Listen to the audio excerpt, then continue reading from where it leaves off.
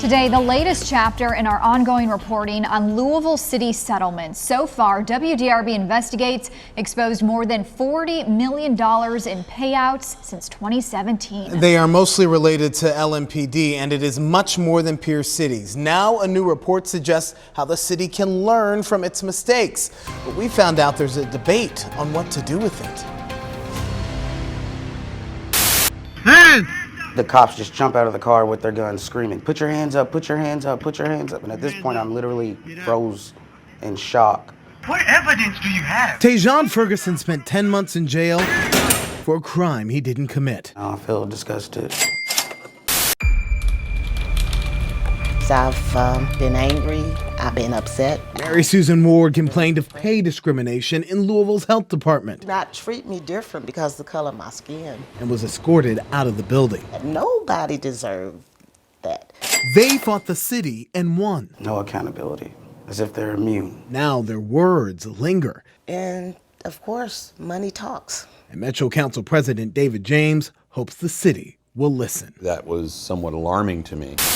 As WDRB was exposing the high price tag for city settlements, more than $40 million in 5 years, behind closed doors, city auditors were finishing this special report. Metro's top leaders deciding whether to use the city's payouts to identify areas for improvements. For example, if we have a large number of settlements related to workers' comp where somebody falls off the ladder on a regular basis, maybe it's the kind of ladders we're purchasing. The review reveals departments only find out about a settlement when a quarterly budget report goes to Metro Council.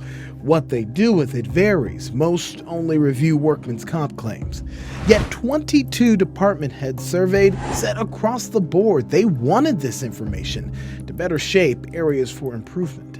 And so it just seems to me that we could do a better job, Metro government-wide, on making sure that we have great training and we hold people accountable, and that we look at things that are impacting us through the civil court system and try to do things to prevent that. Whether it will happen seems unclear. The city's risk management team not on board, warning that if the city creates a database or regular reporting of settlements, will be subject to open records requests and could be used against the city in litigation.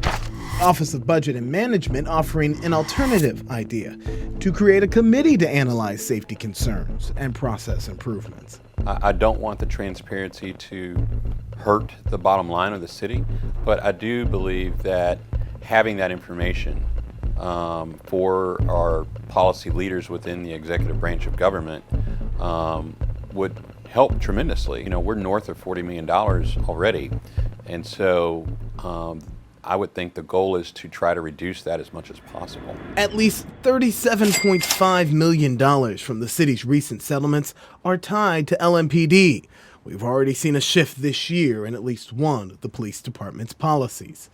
Officers can only pursue suspects involved with a violent felony, such as these outlined in the memo. WDRB uncovered this memo in May. LMPD quietly reverted back to a 2012 policy on when to chase.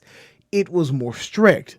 Former Chief Steve Conrad relaxed the pursuit policy in 2019 to allow officers the ability to chase any vehicle suspected stolen. We've seen at least 7 people die in crashes since, and many more injured. Another officer picked up the pursuit and ran these kids into this pole, chasing them.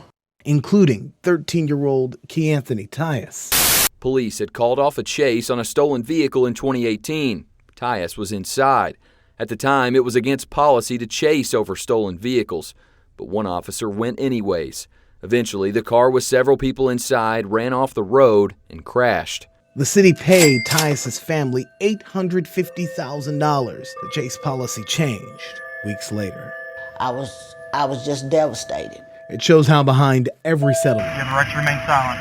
every dollar, someone's life likely changed. Nobody deserved that. Will Louisville learn from its mistakes? They do not and they will not acknowledge that, they're doing anything wrong.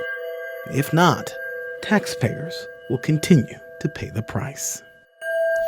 Photojournalist Darius Bowie and myself on that story this afternoon. Remember that Louisville lost its excess insurance provider because of so many of these high-dollar payouts, and that is like losing a safety net, as that insurance helped pay the biggest settlement bills. Now that is falling on taxpayers. In the last hour, the mayor's office sent a statement saying the mayor believes in transparency but also appreciates the concern relating to access to information and the impact it may have on future litigation. If you have information about this story or any story you think our Investigates team should look into, you can email us at investigate@WDRB.com or call 502-322-1297.